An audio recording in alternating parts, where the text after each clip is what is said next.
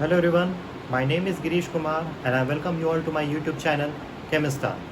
तो last lecture तक हमने डिस्कस किया था कि नंबर ऑफ मोल्स हम गिवन डेटा से कैसे कैलकुलेट करेंगे। अब हम पढ़ने वाले हैं इस चैप्टर में आगे कि मोल्स को कैलकुलेट करने के बाद आप कहाँ कहाँ पे उसको अप्लाई करते हैं, मतलब एप्लीकेशन ऑफ मोल कंसेप्ट, ये हमारा अगला टॉपिक है। तो अब जो हम टॉपिक शुरू करने वाले हैं ये आपके केमिस्ट्री के बहुत इंपॉर्टेंट टॉपिक्स में से एक है। अगर इस टॉपिक पे आपका ग्रिप नहीं है तो केमिस्ट्री में आप हर जगह मिस्टेक्स करेंगे। और इस टॉपिक का नाम है कंसंट्रेशन। कंसंट्रेशन एक ऐसा वर्ड है जो आपको फिजिकल केमिस्ट्री में हर दूसरी लाइन में मिल ही जाएगा। ओके, तो इस पे आपको बहुत ज़्यादा मेहनत करनी है, क्योंकि कंसंट्रेशन पे ग्रिप अगर आपका अच्छा है तो आपको बहुत सारे चैप्टर्स में इससे हेल्प मिलेगा। ओके, तो बिना कोई टाइम वेस्ट करते हुए चलिए शुरू करते हैं। तो आप बोर्ड पे देख सकते हैं कि कंसंट्रेशन मेनली दो टाइप्स में आप इसको डिवाइड करते हैं। एक होता है मास डिपेंडेंट कंसंट्रेशन और एक होता है वॉल्यूम डिपेंडेंट। जो कंसंट्रेशन मास पे डिपेंड करेगा वो वॉल्यूम इंडिपेंडेंट होता है, और जो वॉल्यूम पे डिपेंड करेगा वो मास इंडिपेंडेंट होता है। मतलब जो मास पे डिपेंड किया वो वॉल्यूम पे नहीं, और जो वॉल्यूम पे डिपेंड किया वो मास पे डिपेंड नहीं करेगा। ओके, तो टोटल कंसंट्रेशन जो है 8 टाइप्स के होते हैं, 4 मास डिपेंडेंट, 4 वॉल्यूम डिपेंडेंट, और इन पूरे के पूरे 8 को एक को आपको डिटेल में स्टडी करना है। तो पहला है ये परसेंटेज मास बाय मास, उसके बाद molality, mole fraction and parts per million. Okay, volume dependent पहला है percentage volume by volume, percentage mass by volume, molarity and normality. इन सब में ये जो आपका मोलैरिटी है, it is the most important concentration. इसी पे ही आपका फोकस सबसे ज़्यादा होगा, क्योंकि यही सबसे इम्पॉर्टेंट कंसंट्रेशन होता है। इन अदर वर्ड्स, केमिस्ट्री में कई जगह पे तो कंसंट्रेशन का मतलब मोलैरिटी ही ले लेते हैं हम, जबकि कंसंट्रेशन अगर वर्ड लिखा हुआ है तो वो इनमें से किसी भी एक को मीन कर सकता है। ओके, तो एक को हमको डिटेल में स्टडी करना है। तो ये जो कंसंट्रेशन वाला टॉपिक है ये थोड़ा लंबा है, तो मैं इसको आपको 3 से 4 अलग अलग वीडियोज़ में एक्सप्लेन करूँगा। ओके, तो आज का जो हमारा टॉपिक होगा वो होगा परसेंटेज स्ट्रेंथ। ये जो लिखा हुआ है इसको हमको डिस्कस करना है, और ये कोई नई चीज़ नहीं है, इसको आप क्लास 9 में पढ़ चुके हैं। ओके, क्लास 11th वाले जो स्टूडेंट्स हैं आपको ये सारी चीज़ें नहीं लग रही होंगी, बिल्कुल ये वर्ड्स आपके लिए बिल्कुल न्यू है, ठीक है। बट ये जो वर्ड्स हैं, मतलब कि परसेंटेज स्ट्रेंथ, ये बिल्कुल आप पहले पढ़ चुके हैं। ओके, तो इसमें कोई प्रॉब्लम वाली बात नहीं है। तो चलिए एक एक करके डिटेल में इनको पढ़ना स्टार्ट करते हैं। ओके, देखिए, तो सबसे पहले हम स्टार्ट करेंगे परसेंटेज मास बाय मास से। एक बात आप ध्यान देंगे, percentage mass by mass, percentage volume by volume and percentage mass by volume, इन तीनों को कलेक्टिवली कहा जाता है परसेंटेज स्ट्रेंथ। ओके, तो कंसंट्रेशन मतलब इनको ओवरऑल लिखा जाए तो कंसंट्रेशन ही कहा जाएगा, लेकिन अगर स्ट्रेंथ की बात करें तो उसमें ये 3 आ जाते हैं। ओके, तो सबसे पहले इससे हम शुरुआत करेंगे। इसको ऐसे पढ़ते हैं हम, परसेंटेज मास बाय मास, और लिखने का तरीका ऐसा है, परसेंटेज m बाई m। इसको ऐसा क्यों कहा जाता है, उसका रीज़न देखिए। इसका फॉर्मूला क्या है, ये एक सॉल्यूशन के लिए हम निकाल रहे हैं। ओके, तो परसेंटेज मास बाय मास, किसी भी सॉल्यूशन का क्या मीनिंग होता है या क्या उसका फॉर्मूला है, वो ये है, mass of the solute in grams divided by mass of the solution, that too in gram whole multiplied by 100, क्योंकि हम परसेंटेज निकाल रहे हैं। ओके, एक बात और है, आप देखिए यहाँ पे मास बाय मास था, तो मास बाय मास का मतलब इसलिए हुआ क्योंकि यहाँ न्यूमरेटर में भी मास है और डिनोमिनेटर में भी मास है। आप देख सकते हैं न्यूमरेटर में भी मास है और डिनोमिनेटर में भी आपका मास है। Okay, so mass of the solute in gram divided by mass of the solution in gram into 100, तो ये जो आएगा वैल्यू वो होगा आपका percentage mass by mass. Okay, एक क्वेश्चन से इसको समझते हैं। देखिए, तो आप बोर्ड पे देख सकते हैं, आपका क्वेश्चन ये है कि 10 gram sugar is dissolved in 90 gram water, calculate the percentage mass by mass of the solution. तो एक बात आप नोटिस कर रहे होंगे, यहाँ पे शुगर का मास 10 ग्राम है और वाटर का मास 90 ग्राम है। तो जहाँ पर मास कम होता है उसको हम कहते हैं सॉल्यूट, और जहाँ पे मास ज़्यादा है उसको हम लोग क्या बोलेंगे, सॉल्वेंट। ओके, तो यहाँ पे शुगर जो है वो आपका सॉल्यूट है। ओके, एंड जो वाटर है वो यहाँ पर क्या है, आपका सॉल्वेंट। ओके, तो हमको निकालना है परसेंटेज मास बाय मास। क्या फॉर्मूला था उसका, mass of solute in gram 10 divided by mass of the solution in gram. ये 90 ग्राम जो वाटर है वो सॉल्वेंट है, सॉल्यूशन नहीं। ओके, हमको सॉल्यूशन का मास चाहिए, तो सॉल्यूशन का मास हम कैसे निकालेंगे, मास of the solute plus mass of the solvent. Mass of solute कितना है आपका 10, मास ऑफ द सॉल्वेंट कितना है 90 होल मल्टीप्लाइड बाय 100। ओके, तो ये 10 बाई 100। ओके, ये आ जाएगा आपका 1/10 और इसको कर देंगे तो आंसर क्या आ जाएगा 10 और आगे हम लोग क्या लगाएंगे बस। ओके, तो अब देखो अगर आप 10 ग्राम शुगर को 90 ग्राम वाटर में डिसॉल्व करें तो उसको आप कहेंगे 10% शुगर सॉल्यूशन, या उल्टा भी सही है कि अगर आप 10% शुगर सॉल्यूशन कहें तो उसका मतलब यही निकलेगा कि 10 ग्राम शुगर डिसॉल्व्ड इन 90 ग्राम वाटर। अब ऑब्वियस सी बात है, हम तो यहाँ पे एनसीईआरटी और कॉम्पिटिटिव की बात कर रहे हैं, वहाँ पे इतना इजी क्वेश्चन 11, 12 और कॉम्पिटिटिव मतलब कि ड्रॉपर के लेवल पे तो आने वाला है नहीं, तो हम इतना इजी क्वेश्चन क्यों कर रहे हैं। ये क्वेश्चन हमने सिर्फ समझने के लिए किया। अब मैं आपको बताऊंगा कि आपको एक्चुअल में किस बात पे फोकस करना है। ओके, देखिए, तो जिस बात पे आपको फोकस करना है वो ये है कि x%, अगर कभी भी ऐसा लिखा हुआ है क्वेश्चन में कि x% m/m solution of any solute, इसका मतलब ये निकलता है कि उस सॉल्यूट का x ग्राम 100 ग्राम सॉल्यूशन में डिसॉल्व। ओके, देखिए इस पॉइंट ऑफ टाइम पर मतलब जिस स्टेज में अभी हम लोग हैं, यहाँ पे आपको परसेंटेज मास बाय मास कभी निकालने के लिए नहीं कहेगा। यहाँ पे आपको परसेंटेज मास बाय मास दिया होगा और उससे आपको कुछ और डेटा एक्सट्रैक्ट करना होगा।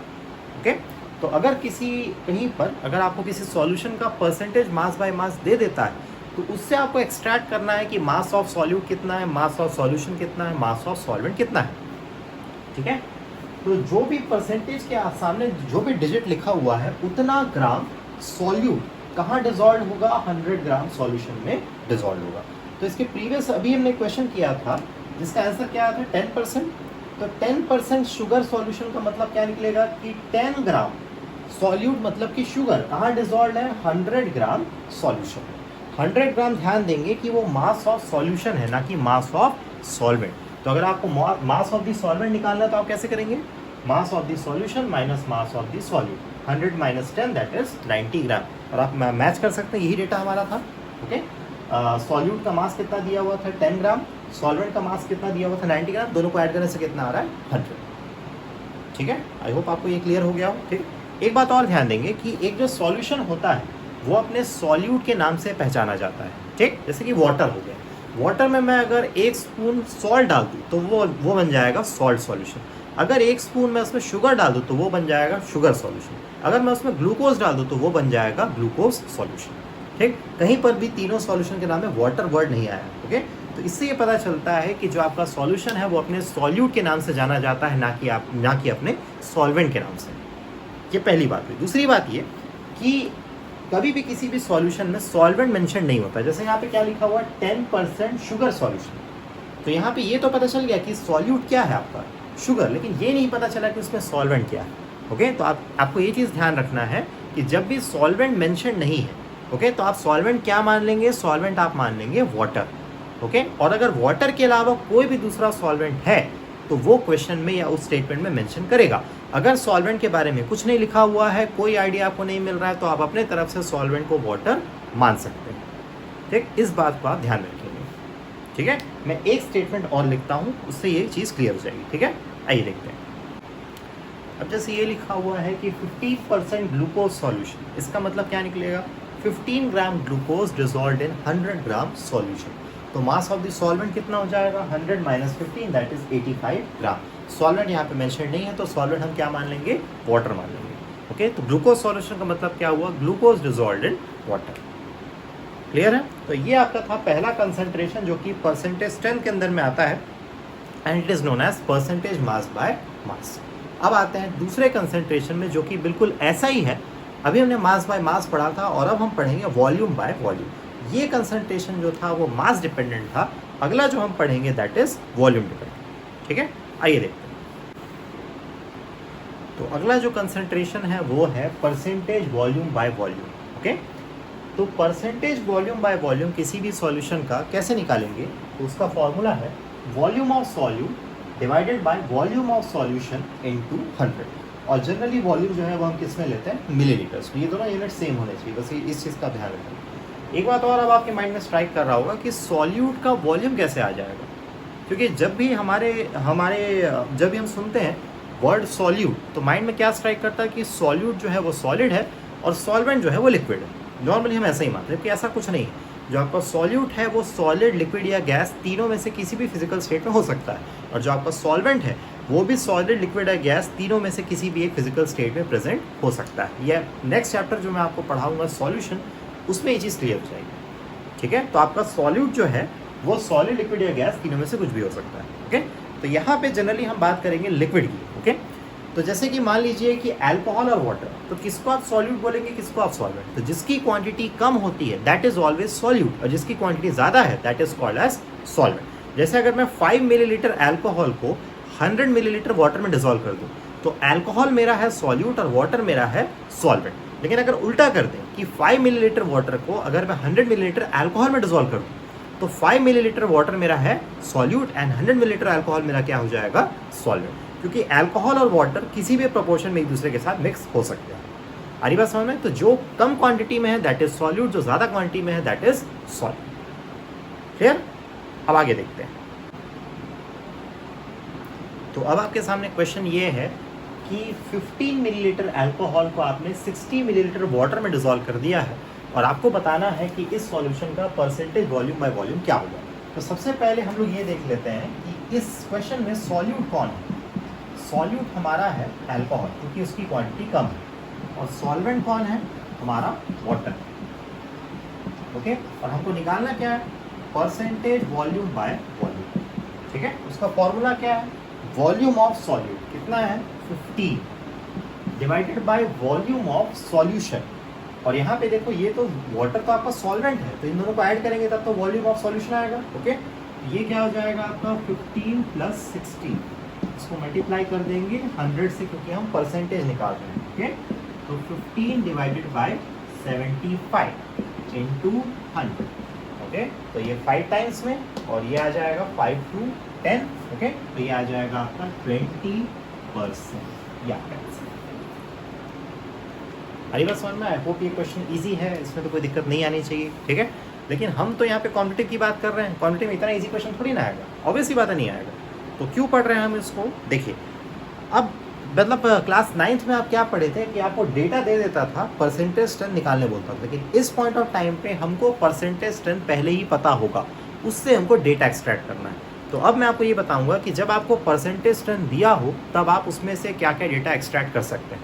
ठीक है, देखिए तो मान लेते हैं कि एक सॉल्यूशन है जिसका आपको percentage volume by volume mention है। ओके, और वो परसेंटेज है x, तो इसका क्या मतलब निकलेगा, तो x% V by V solution of a solute means x millilitre of solute is dissolved in 100 millilitre of solution. ये आउट ऑफ 100 ही देखा जाए क्योंकि हमने परसेंटेज देखा हुआ। ठीक, अभी जैसे लास्ट क्वेश्चन में हमने क्या किया था, जो हमारा आंसर आया था वो क्या आया था 20%, और वो अल्कोहल का सॉल्यूशन था। तो 20% अल्कोहल सॉल्यूशन मीन्स इसका क्या मीनिंग निकलेगा, इसका मीनिंग निकलेगा 20 आगे मिलीलीटर ऑफ अल्कोहल इन कितना सॉल्यूशन 100 मिलीलीटर सॉल्यूशन। ओके, तो ये तो वॉल्यूम ऑफ सॉल्यूशन आ गया। तो वॉल्यूम ऑफ सॉल्वेंट जो कि यहाँ पे वाटर है कितना हो जाएगा 100 minus 20 is equal to 80 millilitre. तो भाई यहाँ पे तो दिक्कत आ गई क्योंकि हमने जो पढ़ा था, मतलब अभी जो हमारे सामने क्वेश्चन आया था है ना, तो उसमें जो सॉल्यूट था वो कितना था, वो था 15 मिलीलीटर। ठीक, उसमें सॉल्वेंट कितना था, उसमें था 60 मिलीलीटर।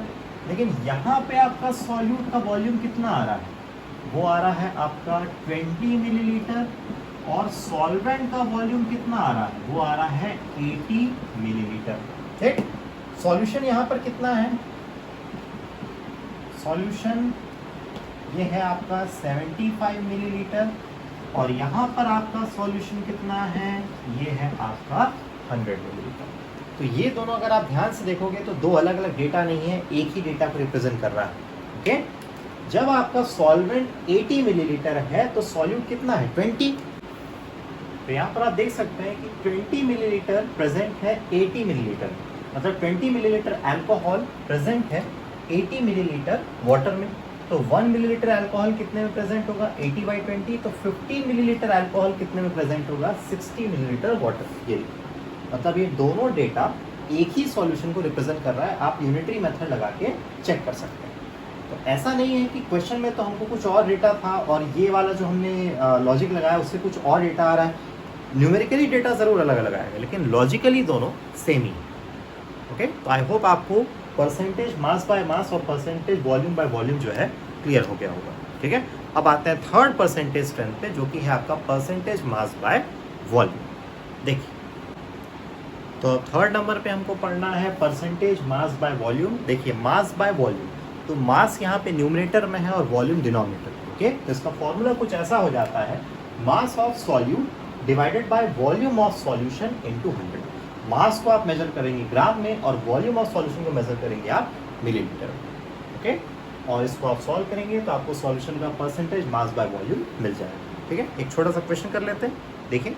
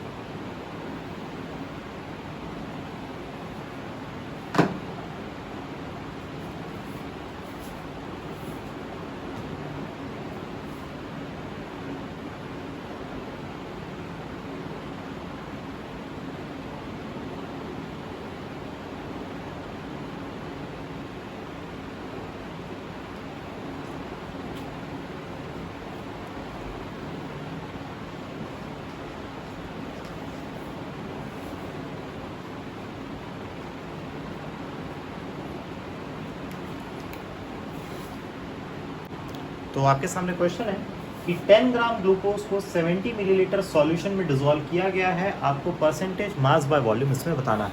ठीक है, तो मास ऑफ सॉल्यूट कितना है 10 ग्राम, वॉल्यूम ऑफ सॉल्यूशन कितना है 70 इंटू 100। इसको सॉल्व करने से ये आ रहा है 14.28%। ठीक, ये तो आसान हो गया। ओके, तो परसेंटेज स्ट्रेंथ अगर आपको निकालना है तो ये तरीका, लेकिन अगर परसेंटेज स्ट्रेंथ दिया तब आप क्या करेंगे, तो x% m/v सॉल्यूशन का मतलब क्या निकलता है कि x gram of solute is dissolved in 100 millilitre of solution, ये इसका मीनिंग निकलता है। ठीक है, देखिए जैसे इसी क्वेश्चन को हम ले लेते हैं कि आंसर कितना है हमारा 14.28, तो 14.28% ग्लूकोज सॉल्यूशन का मतलब क्या निकलेगा 14.28 ग्राम ग्लूकोज डिसॉल्व्ड इन 100 मिलीलीटर सॉल्यूशन। लेकिन क्वेश्चन में तो 100 मिलीलीटर नहीं है, क्वेश्चन में तो 70 मिलीलीटर है, लेकिन ये दोनों एक ही डेटा को रिप्रेजेंट कर रहे हैं। देखिए कैसे, 10 ग्राम कहाँ प्रेजेंट है 70 मिलीलीटर में, तो 1 ग्राम कितने में प्रेजेंट होगा 70/10 में, तो 14.28 ग्राम कितने में प्रेजेंट होगा, तो 70/10 इंटू 14.28 आप करेंगे तो 99.96 सारा राउंड ऑफ करने पर कितना आ रहा है ये 100, मतलब दोनों एक ही बात को रिप्रेजेंट कर रहा है। ओके, जैसे कि मान लो कि आप इसको ऐसे समझिए कि मैं अगर आपको बोलूं कि 5 बॉक्सेस में 10 पेन्स हैं और मैं आपको बोलूं कि 10 बॉक्सेस में 20 पेन्स होंगे, बात तो एक ही है ना। मैं अगर बोलूं कि 5 बॉक्सेस में 10 पेन्स हैं या 10 बॉक्सेस में 20 पेन्स है, बात तो एक ही है। तो ये चीज़ें दोनों एक ही डेटा को रिप्रेजेंट कर रहे हैं। तो मैं आगे की क्लासेस में आपको बताऊंगा कि इस तरह के क्वेश्चंस को कैसे अटेम्प्ट किया जाता है, मतलब अगर क्वेश्चन में आपको परसेंटेज स्ट्रेंथ दे दिया है तो आप उससे क्या क्या डेटा एक्सट्रैक्ट कर सकते हैं। ठीक है, तो शुरू के 3 कंसंट्रेशन हम डिस्कस किए हैं। नेक्स्ट लेक्चर में हम आगे के और इम्पॉर्टेंट कंसंट्रेशंस को डिस्कस करेंगे। तो चलिए आज के लेक्चर में बस इतना ही। मैं आपसे मिलूंगा अपने अगले लेक्चर में, जहाँ पे हम कंसंट्रेशन को और ज़्यादा डिटेल में हम स्टडी करेंगे।